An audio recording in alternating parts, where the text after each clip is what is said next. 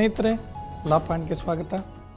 ನಾವು ಚರ್ಚೆ ಮಾಡುತ್ತಿರುವಂತಹ ಕಾನೂನು ಕ್ರಿಮಿನಲ್ ಪ್ರೊಸೀಜರ್ ಕೋಡ್ ಅಂತ.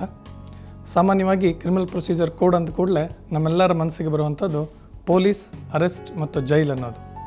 ಬಟ್ಟು ಈ ಮೂರರ ನಡುವೆ ಬಹಳಷ್ಟು ಕಾನೂನಿನ ಪ್ರೊಸೀಜರ್ ಇದೆ, ಅದನ್ನು ಫಾಲೋ ಮಾಡಬೇಕಾಗತ್ತೆ. ಈ ಕ್ರಿಮಿನಲ್ ಪ್ರೊಸೀಜರ್ ಕೋಡ್ಗೆ ಮುಖ್ಯವಾಗಿ ಆಧಾರವಾಗಿರೋದು ಇಂಡಿಯನ್ ಪೀನಲ್ ಕೋಡ್ ಅಂತ ಅಂದ್ಬಿಟ್ಟು, ಅಂದರೆ ಭಾರತೀಯ ದಂಡ ಸಂಹಿತೆ ಅಂತ. ಈ ಕ್ರಿಮಿನಲ್ ಪ್ರೊಸೀಜರ್ ಕೋಡ್ ಕೆಳಗಡೆ ಕೇವಲ ಅಪರಾಧಗಳಿಗೆ, ಅಂದರೆ ಯಾವ ರೀತಿ ಅಪರಾಧಗಳಿರ್ತವೆ, ಒಂದು ಈ ನಮ್ಮ ರಾಜ್ಯ ದೇಶಕ್ಕೆ ಯಾವುದೇ ವ್ಯಕ್ತಿಗಳಿಗೆ ಆಸ್ತಿಪಾಸ್ತಿಗಳಿಗೆ ಹಾನಿಯಾಗಿರುವಂಥ ಒಂದು ಅಪರಾಧಗಳಿಗೆ ಬೇರೆ ಥರ ಟ್ರೀಟ್ ಮಾಡ್ತೀವಿ.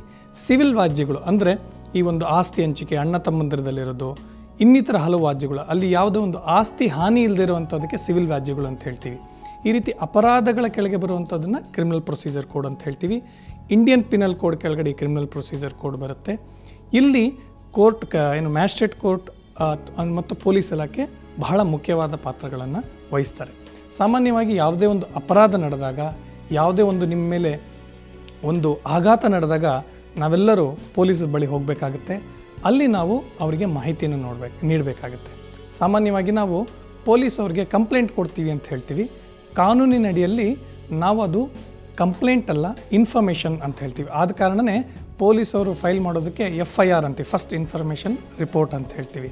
ಕಂಪ್ಲೇಂಟ್ ಅಂದರೆ ನಾವು ಕೋರ್ಟ್ಗೆ ಕೊಡುವಂಥ ಮಾಹಿತಿಗೆ ಕಂಪ್ಲೇಂಟ್ ಅಂತ ಹೇಳ್ತೀವಿ. ಈ ಒಂದು ಯಾವುದೇ ಒಂದು ಅಪರಾಧ ಪ್ರಕ್ರಿಯೆಯಲ್ಲಿ ಈ ಒಂದು ಬೈಫರ್ಕೇಷನ್ ಬಹಳ ಇಂಪಾರ್ಟೆಂಟ್ ಆಗುತ್ತೆ. ಯಾಕೆಂದರೆ ನಾನ್ ಕಾಗ್ನಿಸಬಲ್ ಅಫೆನ್ಸಲ್ಲಿ ನೀವು ಅವರಿಗೆ ಅರೆಸ್ಟ್ ಮಾಡೋಕ್ಕಾಗೋದಿಲ್ಲ.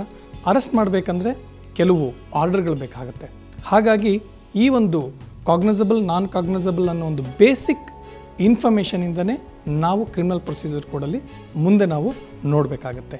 ಈ ಕಾಗ್ನಿಸಬಲ್ ಅಫೆನ್ಸಲ್ಲಿರುವ ಅಧಿಕಾರಗಳೇನು, ಅಧಿಕಾರಿಗಳಿಗೆ, ಅದೇ ರೀತಿ ಒಬ್ಬ ಆರೋಪಿಗಳಿಗಿರುವಂಥ ಅಧಿಕಾರಗಳೇನು, ಅಂಥ ವಿಚಾರಗಳನ್ನು ನಮ್ಮ ಮುಂದಿನ ಸಂಚಿಕೆಯಲ್ಲಿ ನೋಡೋಣ. ಸ್ನೇಹಿತರೆ, ನಮಸ್ಕಾರ.